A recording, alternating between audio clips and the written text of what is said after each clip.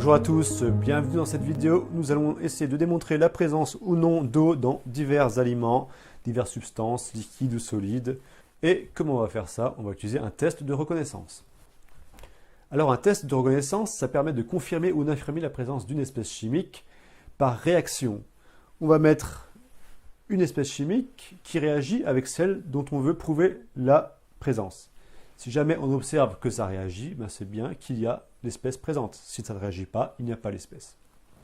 Ici, on va utiliser du sulfate de cuivre anhydre. C'est une poudre blanche qui est, attention, on va lire la fiche toxicologique, qui est nocif en cas d'ingestion, provoque de sévères irritations des yeux, provoque une irritation cutanée, donc de la peau, est aquatique et néfaste à long terme. Donc pour me protéger, j'ai mes lunettes, j'ai ma blouse, il me manque les gants. Voilà, c'est chose faite. Donc maintenant, on va voir un peu ce sulfate de cuivre. Voici notre sulfate de cuivre anhydre qui est sous forme d'une poudre blanche. Nous allons en mettre un peu dans ce verre de montre à l'aide d'une spatule. Voilà, quelques grains. Et sur ces grains, nous allons ajouter de l'eau. Quelques gouttes. Et vous voyez, ça devient bleu. Donc, il y a une réaction chimique qui a lieu, l'apparition d'une couleur bleue, donc le sulfate de cuivre est bien un test de reconnaissance de l'eau. Donc, vous pouvez bien voir la différence de la partie mouillée et de la partie sèche. Ça devient bleu lorsque l'eau est présente.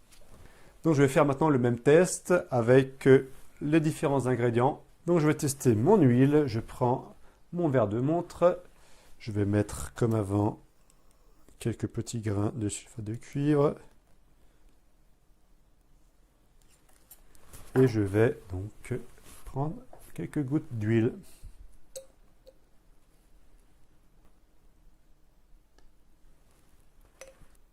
Vous voyez bien ici, ça reste blanc, il ne se passe rien, il n'y a pas d'eau dans l'huile. Maintenant, mon vinaigre. Je prends mon verre de montre. Je prends mon sulfate de cuivre, je prends mon vinaigre, et là, ça devient bien bleu. Donc en effet, il y a bien de l'eau dans le vinaigre. Pour le lait, je prends mon lait.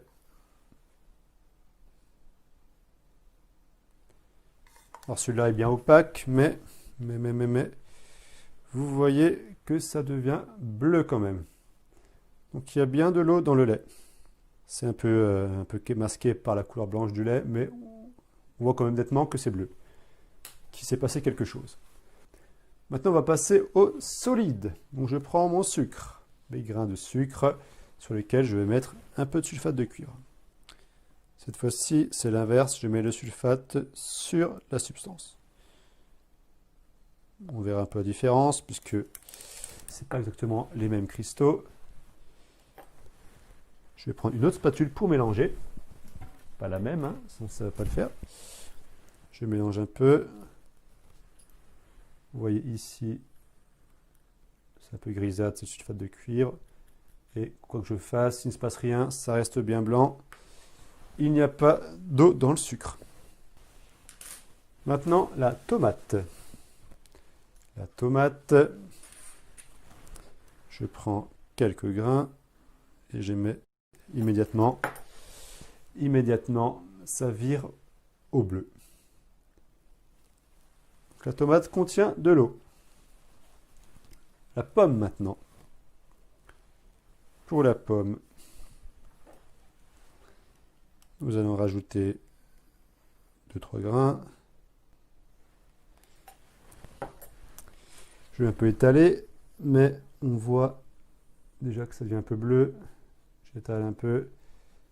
Et en effet, en dessous, là, maintenant que tout est en contact avec l'eau de la pomme, on voit bien que ça devient bleu. Donc la pomme contient de l'eau également. Donc voilà pour l'expérience. Nous avons pu mettre en évidence la présence d'eau grâce au sulfate de cuivre anhydre.